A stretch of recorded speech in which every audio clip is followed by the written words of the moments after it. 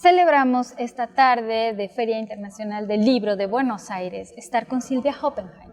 ¿Por qué? Porque viene a hablar con nosotros de su libro Vengo a buscar las herramientas, trabajado por Corregidor en Narrativas al Sur del Río Bravo. Te agradecemos muchísimo este tiempo que nos estás dedicando. Cuéntanos, por favor, cómo fue el origen de este libro, que es una maravilla, sobre todo tiene que ver con la muerte más viva, como me acabas de decir hace un rato. La muerte justamente como aceptación de un punto, como se termina una novela. Cuando uno termina una novela hay que buscar el mejor final. Y la vida también es un relato. Y entonces la muerte puede ser un buen final, ¿no? No por ello la novela trata de la muerte, simplemente porque es la historia de un niño y de una madre soltera. Pero me parece que hace pasar la muerte por otro lado, por lo más vivificante. Es como un hilo de Ariadna, digamos. Algo así. Y sobre todo en este país, en la Argentina, donde por los desaparecidos, digamos, faltó tanto punto, tanto cierre, tanto epitafio, hay que aprender a terminar esta vida lo mejor posible, justamente tratándose de ficción. El punto final es la posibilidad de resignificar la vida. Hay una novela preciosa de Machado de Assis, gran escritor brasileño, que se llama Memorias póstumas de Brás Cubas. Y es justamente el narrador está muerto, y por eso son memorias póstumas, y entonces se permite contar la vida conociendo su punto final. Y creo que la vida es otra cuando la contamos desde el final hacia el principio. Cuéntanos un poquito de la construcción de los personajes. Se me hace muy interesante también este movimiento de lugares. Eres una artista multidisciplinaria, también ya vi que vienes como de lo visual, entonces también leemos, vemos o leemos, o sea, es una cosa, ¿qué te podrías decir? Es una secuencia más que un capítulo. Háblanos un poquito de esto. Bueno, diste con un aspecto que tiene que ver casi con lo visual y diría lo sensorial. Para mí escribir es dar con lo sensorial. Y la idea, en todo caso, o la reflexión que puede provenir del mismo relato, es a través de la metáfora y no de la idea. Es decir, la metáfora tiene como característica revelar. Y a mí me encanta escribir para que se me revele. Ir hacia escribiendo y que la historia encuentre su escritura. Porque en realidad esta historia tiene un origen diferente a mis otras novelas. Mis otras novelas yo podría calificarlas ampliamente como autoficción. La niña en dictadura y otra la adolescente en el exilio, ¿no? Un poco para contar la historia de este país desde una niña en dictadura, que no es lo mismo que un adolescente dando su vida y peleando por ideales. Una niña está descubriendo el mundo y el mundo es atroz, pero sin embargo no deja de ser divertido para una niña. Y mi segunda novela, Ginebra, ya es la adolescente en el exilio. Esa fue, digamos, una producción donde encontré un dispositivo que no es contar lo propio o bucear en la memoria llena de agujeros, por supuesto, tratándose de la historia de este país, como tantos otros, sino que más bien allí surgió un procedimiento de escritura particular que fue escribir lo que no recuerdo. Uno piensa que se escribe la autoficción a partir de lo que se recuerda. Ahora, ¿qué pasa cuando se intenta escribir aquello que no se recuerda? Es decir, una sensación de horror, pero no sabes a qué corresponde. En ese espacio de sensación real de la historia, pero de ausencia de recuerdo, se puede inventar una ficción. Y así escribí tanto Elecciones Primarias, que después se convirtió en una ópera de cámara en el Teatro Cervantes, y luego Ginebra. Ahora, Vengo a buscar las herramientas es otro el procedimiento. Ya no es lidiar con las páginas arrancadas de la propia memoria, sino sorprenderse escuchando la memoria de otro. Esa frase, la del título, Vengo a buscar las herramientas, es una frase que yo escuché mientras me contaban una historia y se produjo un efecto de inseminación, que por supuesto, como una plantita, yo creo mucho en el procedimiento de Felisberto Hernández. Cuando él realiza su explicación falsa de mis cuentos, hay que dejarla germinar y la plantita crece, crece y con suerte tiene forma de poesía y con suerte los ojos que la leen, o sea, los tuyos, la convierten en poesía. Esta frase yo la dejé que germine porque la historia me produjo un gran impacto. No es que la historia es en sí, como a mí no me gusta cuando te dicen, tengo una historia, vos que sos escritor, no sabés, basada en hechos reales. Sí, y no sabés qué bueno va a ser para una novela. Eso no tiene ninguna garantía. Lo que tiene garantía es el enlace entre el que escucha y el que dice. Si hay una chispa ahí entre el que está escuchando y el que dice, puede producirse una historia. Y el comienzo real de esta historia es que yo tenía que enterrar mi gato. Yo tenía que enterrar mi gato, esto es real.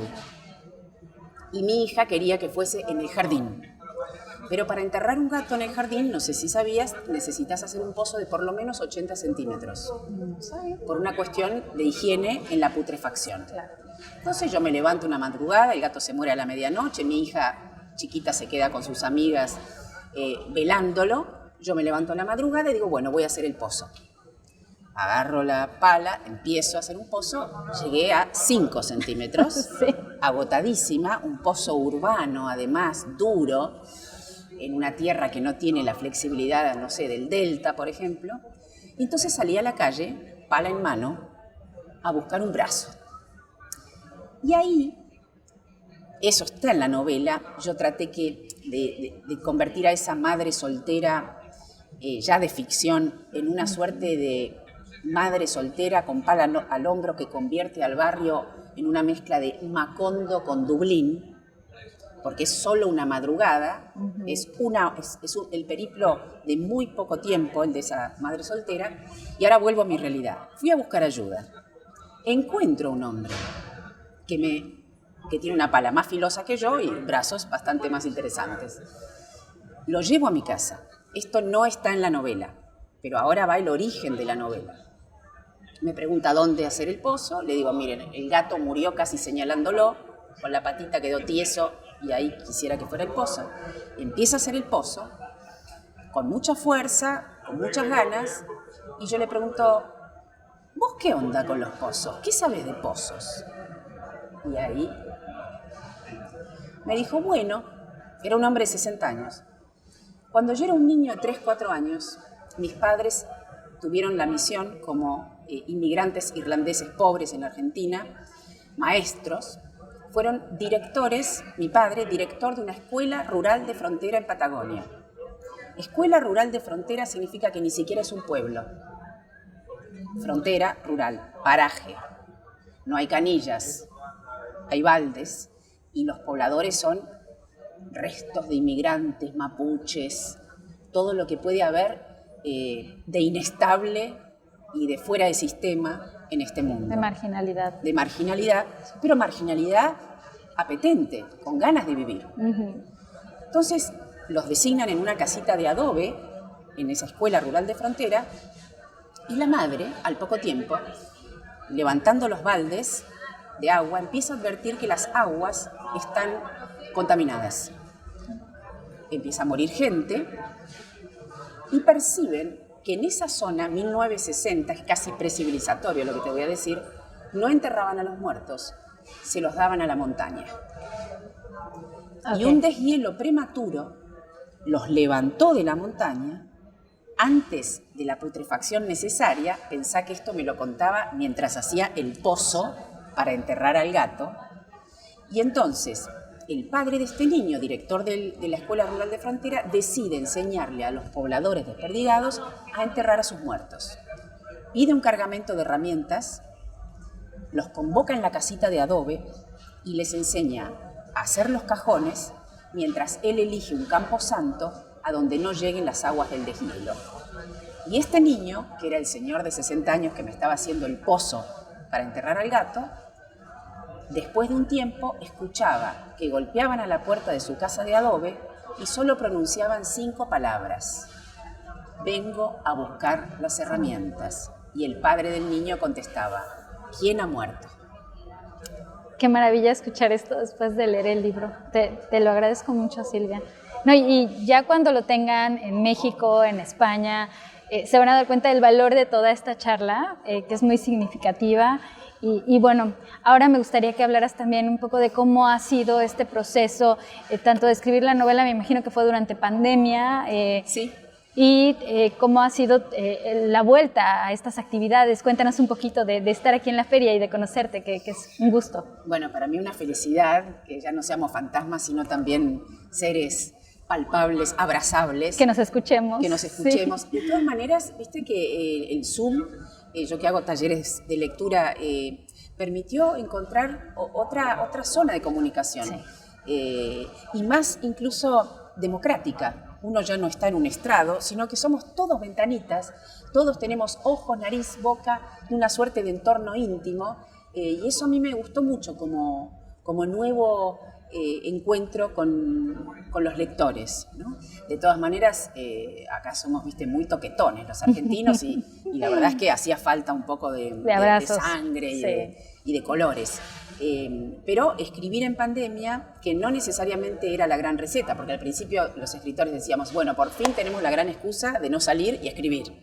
Pero, viste cómo uno es rebelde por naturaleza y cuando te dicen escribí, no escribís.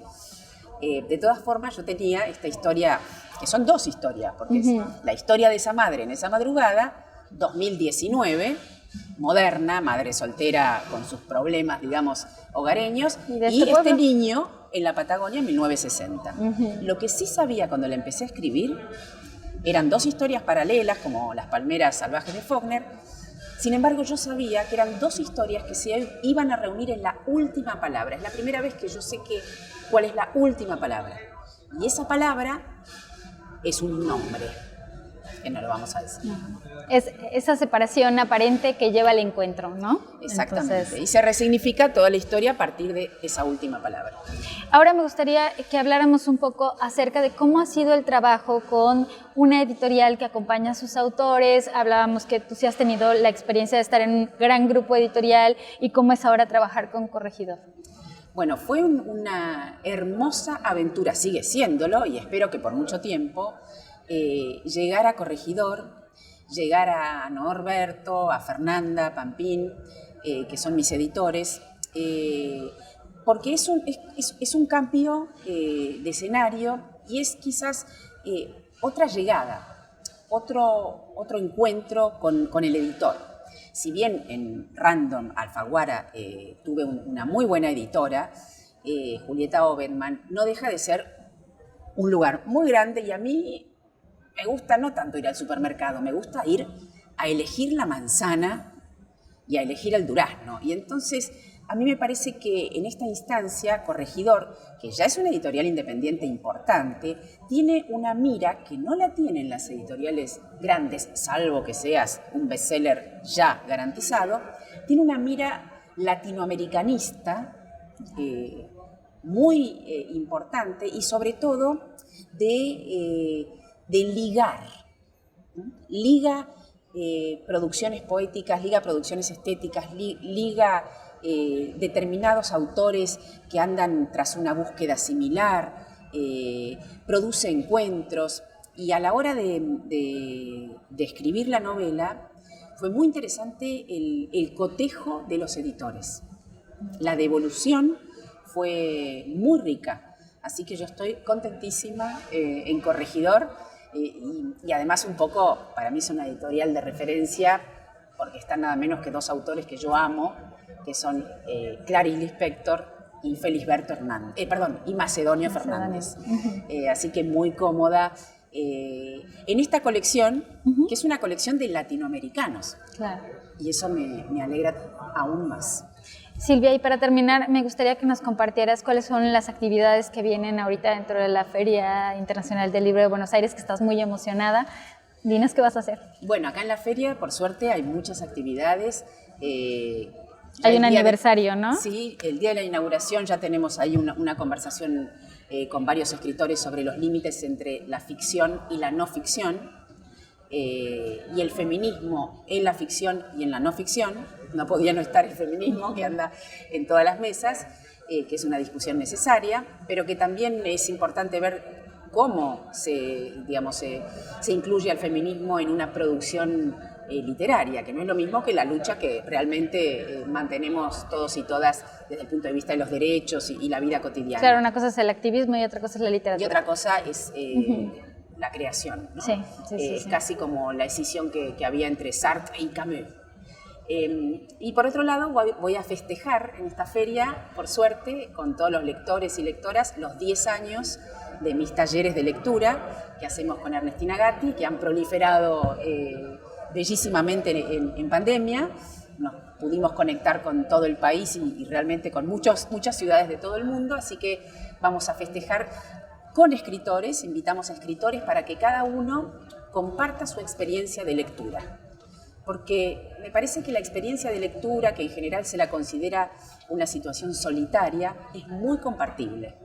Y de eso se va a tratar nuestro festejo de los 10 años de Clásicos No Tan Clásicos. No, pues gracias por compartir toda la felicidad del reencuentro, gracias por el libro, que también lo tendremos en México.